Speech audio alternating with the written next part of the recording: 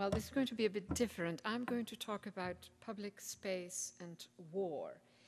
I want to argue about the city as a capability that can resist a superior power, such as a military power.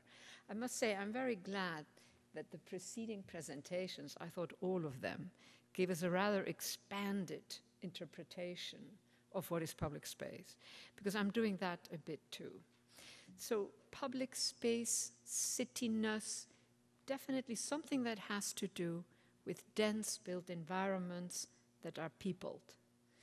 And thinking about that kind of space as a space that cannot be fully controlled, and you can think of it just the average city, forget about war, no central planner can fully control a city. Now, if it's just some sort of urban agglomeration, they can be controlled.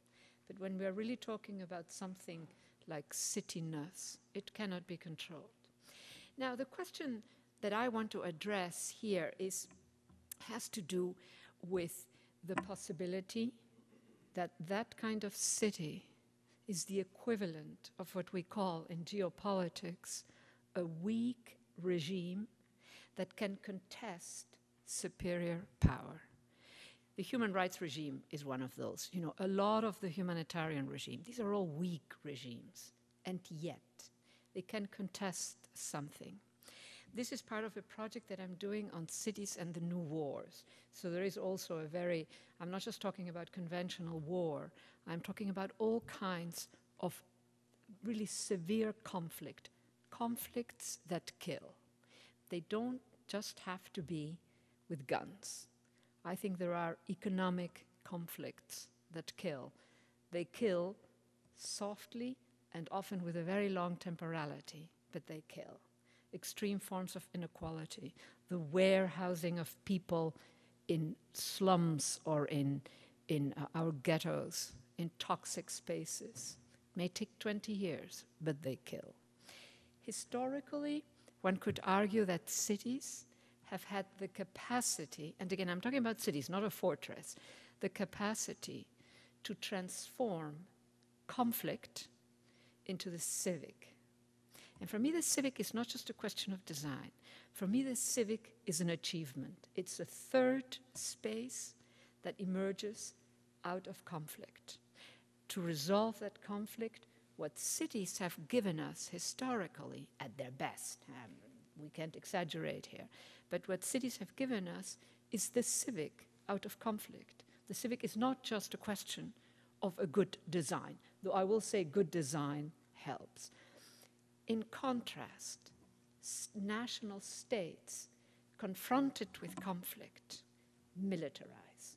Not always, but that is the logic of the national state. So one of the issues that is happening today is asymmetric war. Conventional army encounters unconventional combatant, insurgency, terrorist, whatever you want to call it. The consequence of that is to urbanize war. Best example, Iraq. 6 weeks to bomb from the air, and then that other war began, which is really an urbanized war. So one of the questions I ask myself in this project is whether today cities are losing this capacity to transform conflict into the civic. Given not just that conflict, I'm going to give you a bit of the list of all that I include under the new wars. Now, I can't quite remember what this slide says. So these are sort of 3 of the propositions that I'm working with.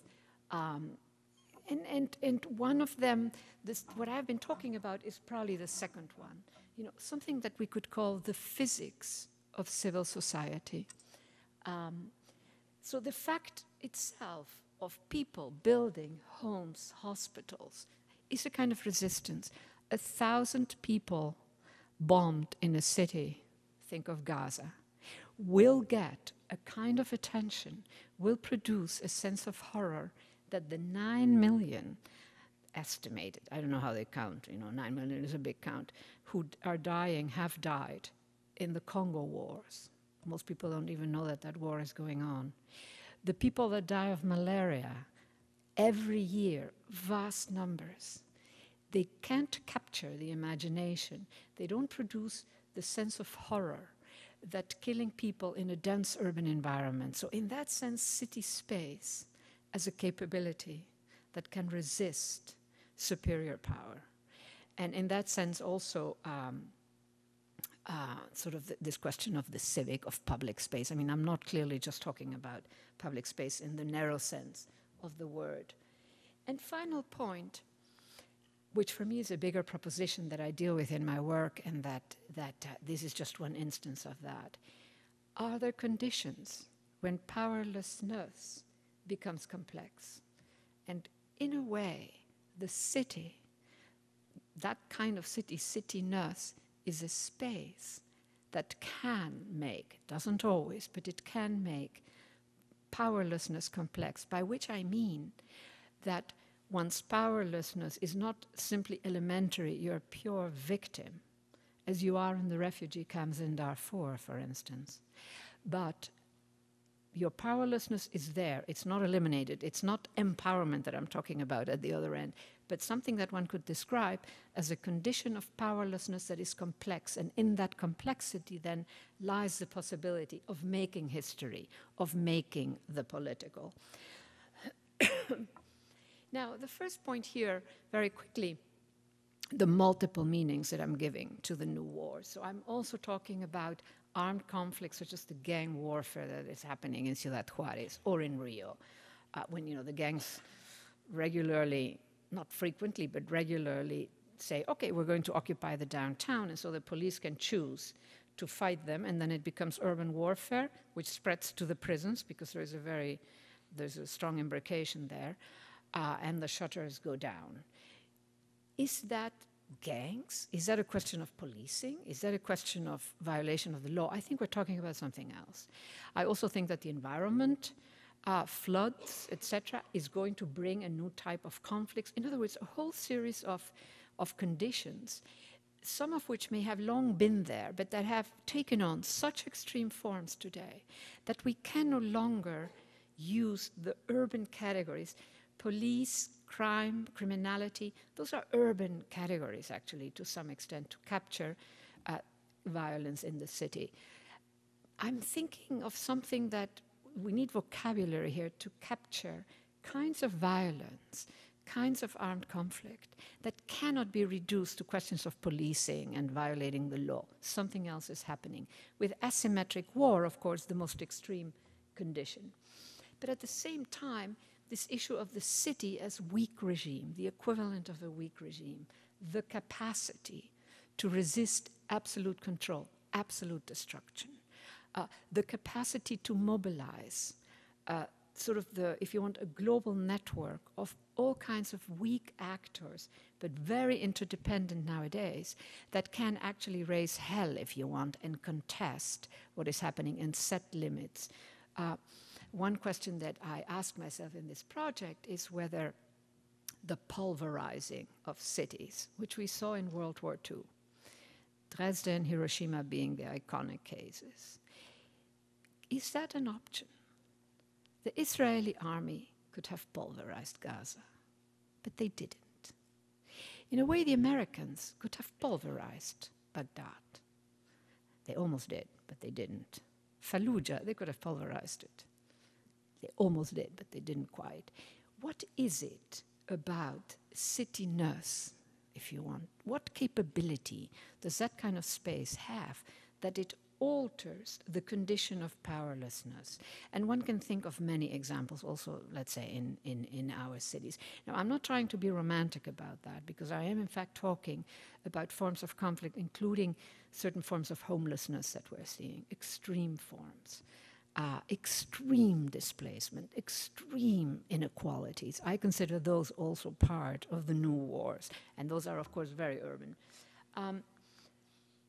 Now, so the question really is, I already talked about this, whether today there are enough forces coming together with enormously variable formats, if you want, in many different contents, in many different types of cities. are cities beginning to lose that? Now, when you look at some of the patterns of urban development that have happened, they are also, in my reading, forms of violence. I very much like the reinterpretation of infrastructure that you gave, you know, that what is the meaning really of development also in that. Here, you know, the variety of forms of conflict, I'm sure I already talked about that. Now, very quickly about this question of asymmetric war. And one sort of framing element is that when you have asymmetric war, most war done by a conventional army today is asymmetric. It's not that Germany and France anytime soon are going to fight each other. War today has come to mean, when a conventional army is involved, that a non-conventional combatant is there. And it does put on the hat the national security paradigm, which is, you know, that the logic of the state is the pursuit of national security. When a conventional army today goes to war in the name of national security, it is the active making of urban insecurity, not as a side product, but as part of that logic. So in that sense, I have one part of my life is deeply in global geopolitics. And when I give this talk about cities to people who never think about cities, international relations, things like that, never, city is not part of the picture. This is a very powerful argument, actually, that what is happening with this urbanizing of war is that this dominant logic of the pursuit of national security really gets a few chinks in its armor. Now, this urbanizing of war, when we're just thinking about now asymmetric war, variable formats. On the one hand, it can be an elementary extension of the theater of war onto other cities that are not really part in the traditional of the theater of war traditionally understood. So it's a different kind. And here, of course, we hear regularly about these cities receiving. So that's to be distinguished from when the United States goes into Iraq and takes, puts itself down in the cities of Iraq. Now, what I find interesting is that each of these bombings, the ones of the cities listed there, plus a whole variety of other ones, has its own specificity. There are local factors that explain, to a very large extent, why it happened and what it was about, how it was done. And yet, at the same time, they are also part of a multi-sided space of war that gets its meaning, its dominant meaning, from some very acute conflict with global projection, in this case, the war on Iraq. So this is, of course, very disturbing. So while there are specific local forces that sort of enact that bombing or whatever it might be, there is an overall meaning, and that means that other spaces can come into the picture. So when we go and invade Iraq, we're doing much more than invading Iraq. And I think that, again, in discussions about war in the name of national security, these are all issues that need to be brought into the picture. And in terms of the subject of this panel, I would say that the issue is the cityness, urban space, as a capability. I have a few more slides here. Now, the other thing that inserting the city in this discussion, that is a discussion of geopolitics, is that it shows us the limits of military superiority. It shows the capacity of a non-military condition to diminish, to reduce, not to destroy, but it is some sort of force that stops. In the same way that the human rights regime, a weak regime, does have presence. 20 years ago, many of us thought that regime was going to disappear. Now we know it's still weak, but it's here to stay. In the same way, when we begin to bring cityness into this discussion of geopolitics, finally, again, it shows that under certain conditions, powerlessness can become complex and can, in that sense, make history. Now, what I want to just sort of end with is this notion of, an engagement between a military force and, on some level, a non-military condition. The discussion of war tends to just focus on a military space, on military capabilities, where the people are collateral damage, or whatever we might call them, or people not to be killed, whatever.